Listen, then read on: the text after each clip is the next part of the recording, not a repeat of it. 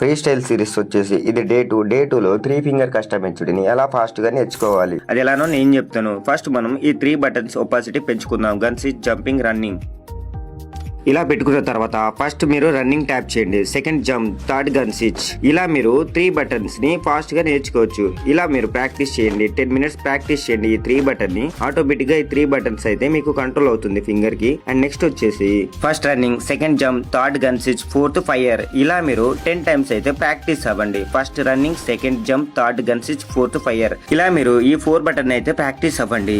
అప్పుడు మీకు ఈజీగా గ్రిప్ ఉంటుంది ఈ 4 బటన్స్. అండ్ నెక్స్ట్ వచ్చేసి గ్లూ బాల్ ని ఎలా పర్ఫెక్ట్ గా వేయాలో చెప్తాను. ఫస్ట్ ఫైర్ చేయండి, second Joy stick, third glue ball, fourth couch button, fifth అయితే లెఫ్ట్ సైడ్ ఫైర్ బటన్.